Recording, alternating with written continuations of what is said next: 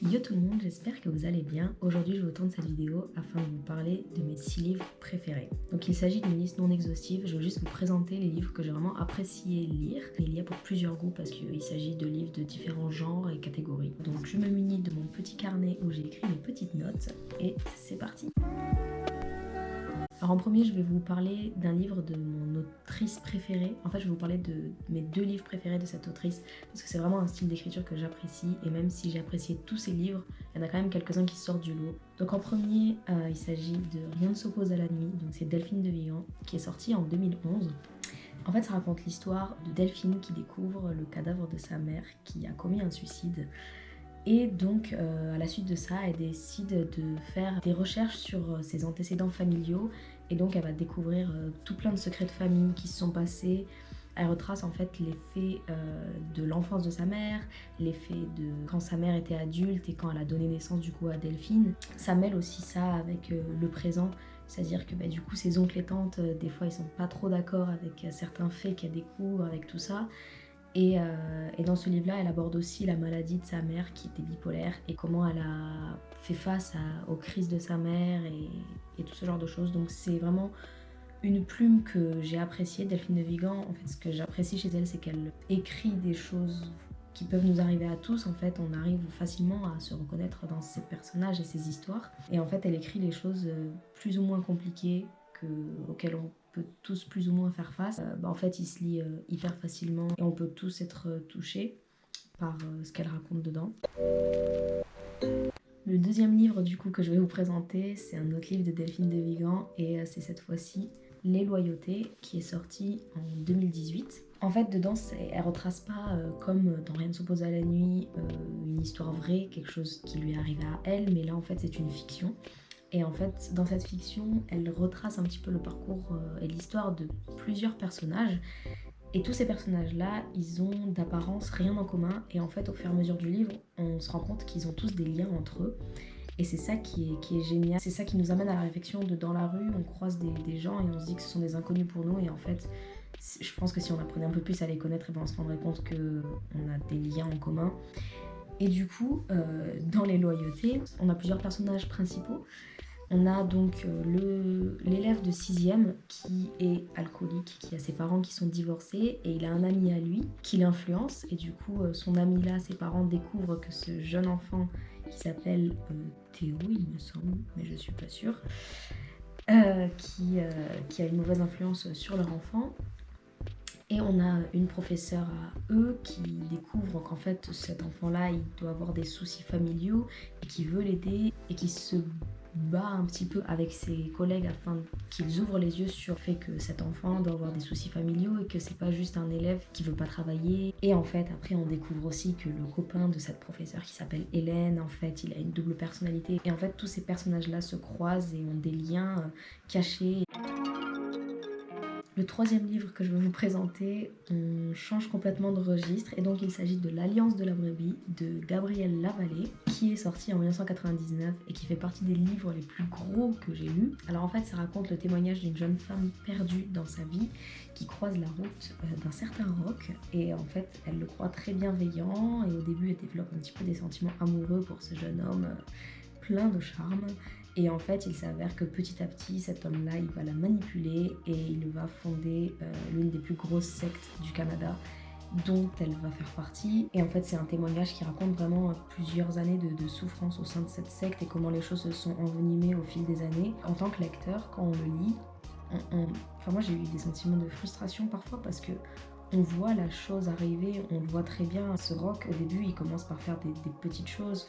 C'est des choses minimes, mais nous, en tant que lecteurs, quand on a lu le résumé et qu'on sait ce qui va se passer, on se dit mais il faut fuir dans ces conditions-là. Et il y a des scènes vraiment qui sont abominables, on se dit que c'est pas possible que des choses comme ça se passent. Moi je sais que ma mère le lisait quand je devais avoir 11-12 ans, et je savais que quand je serais un peu plus grande, pour pas être trop choquée, je le lirais. Alors du coup j'ai attendu d'avoir bien 19-20 ans pour le lire. C'est une lecture, on tourne les pages parce qu'on a envie de savoir la suite, on a envie de savoir comment elle s'en sort et si elle va s'en sortir. Je sais qu'ils ont adapté ce livre en film. Moi personnellement je ne l'ai pas lu parce que rien qu'à lire le livre je me suis dit que j'en avais lu assez. Mais voilà. Le quatrième livre dont j'ai envie de parler, c'est Ulysse from Bagdad d'Eric Emmanuel Schmitt qui est sorti en 2000. Alors en fait, j'ai lu ce livre dans le cadre de mes études quand j'étais en première littéraire. Notre petit héros, qui s'appelle Saad Saad, est en fait un Irakien qui rêve de quitter son pays pour rejoindre Londres. On le suit durant tout son périple de réfugié. En fait, il va croiser des monstres et des personnes mal intentionnées qui lui vaudront du mal. Et donc il y a beaucoup de références au personnage d'Ulysse dans l'Odyssée d'Homère. Mais sauf que là, l'histoire se passe dans un monde contemporain et des problématiques actuelles de réfugiés, d'immigrés et de personnes voilà, qui sont obligées de quitter leur terre pour leur propre survie en fait. Et donc la plume d'Eric Emmanuel Schmitt m'a beaucoup plu. Je me souviens que j'avais vraiment beaucoup apprécié cet auteur que je ne connaissais pas, et du coup l'année dernière j'avais décidé d'acheter La Nuit de Feu d'Eric Emmanuel Schmitt. J'ai bien retrouvé son style d'écriture, en revanche l'histoire m'a un peu moins plu, donc j'ai décidé de ne pas vous le présenter dans cette petite vidéo. Mais en tout cas, pour toutes les personnes qui aiment les histoires un petit peu de migration, de Proche, Moyen-Orient, de ces questions actuelles de migration et de personnes qui doivent fuir leur pays pour leur propre survie, je vous le conseille. Foncez, ça se livre assez rapidement et voilà quoi, c'est top.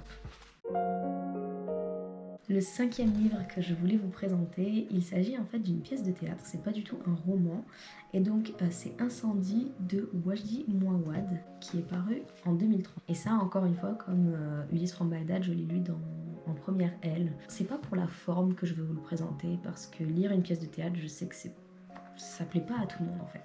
Mais déjà, ça nous sort un petit peu de notre zone de confort.